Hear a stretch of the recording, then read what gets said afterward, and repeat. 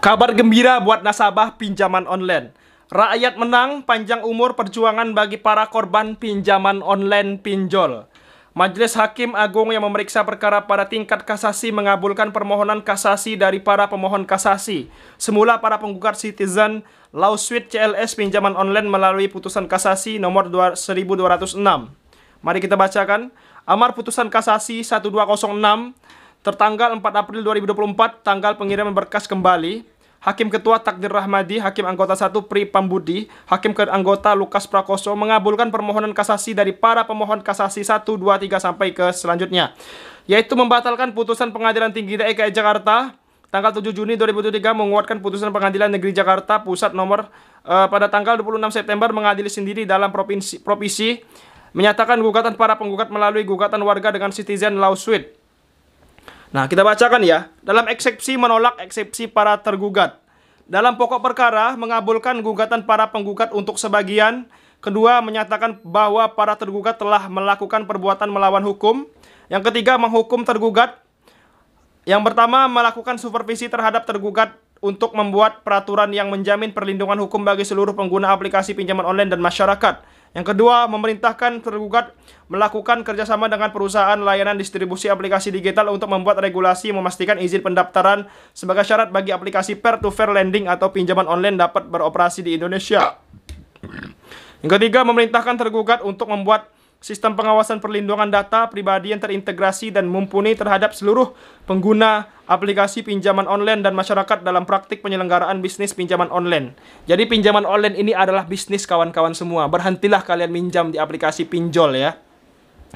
Memberikan tergugat untuk melakukan penegakan hukum terhadap tindak pidana yang terjadi dalam praktik pinjam-meminjam dalam aplikasi-aplikasi peer-to-peer lending ya. Yang keempat, menghukum tergugat 2 dan tergugat ketiga. Melakukan supervisi terhadap tergugat untuk membuat peraturan yang menjamin perlindungan hukum bagi seluruh pengguna aplikasi pinjaman online dan masyarakat. Melakukan supervisi terhadap pembuatan regulasi mengikat yang mengatur proses uji kelayakan kelayakan pengajuan pinjaman yang sesuai dengan kebutuhan masyarakat sebelum perusahaan penyelenggara aplikasi pinjaman online menyepakati perjanjian pinjam-meminjam. Yang kedua, batasan pengambilan akses data pribadi hanya pada kamera, mikrofon, dan location saja. Dalam hal terdapat akses di luar ketentuan terbatas tersebut, masyarakat pengguna aplikasi pinjaman online dapat menolak akses tanpa mempengaruhi kelayakan pengajuan pinjaman.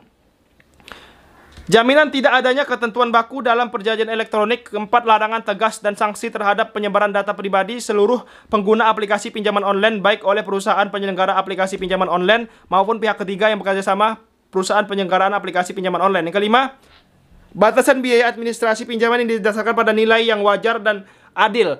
Yang keenam, batasan bunga pinjaman sesuai dengan suku bunga yang dianjurkan bunga moratori ya. Yang ketujuh, larangan tegas dan sanksi penagihan pinjaman yang dilakukan dengan tindak pidana baik oleh perusahaan penyelenggara aplikasi pinjaman online maupun pihak ketiga, yaitu DC lapangan ya. Yang kedelapan, mekanisme penyelenggaraan pengaduan dan sengketa konsumen. Yang kesembilan, sanksi pencabutan izin usaha bagi perusahaan pinjaman online jika terjadi pelanggaran perlindungan konsumen, pelanggaran hak atas privasi, pelanggaran hak rasa aman, dan tindak pidana dalam proses penagihan. Melakukan pengawasan untuk memastikan pelanggar hukum agar tidak terjadi penggunaan aplikasi pinjaman oleh masyarakat. Luar biasa, kalian bisa baca sendiri ya teman-teman, gua capek bacanya. Seperti itu, ini kabar gembira bagi masyarakat yang minjam di aplikasi pinjaman online ya, seperti itu. Silakan kalian baca teman-teman semuanya. Kalian pause saja video ini ya kan, kalian baca sendiri. Intinya ini memberikan keringanan kepada nasabah pinjaman online agar tidak melakukan tindakan-tindakan yang dilarang oleh agama seperti bunuh diri. Sekian video kali ini, semoga bermanfaat informasi kali ini. Sekian, assalamualaikum.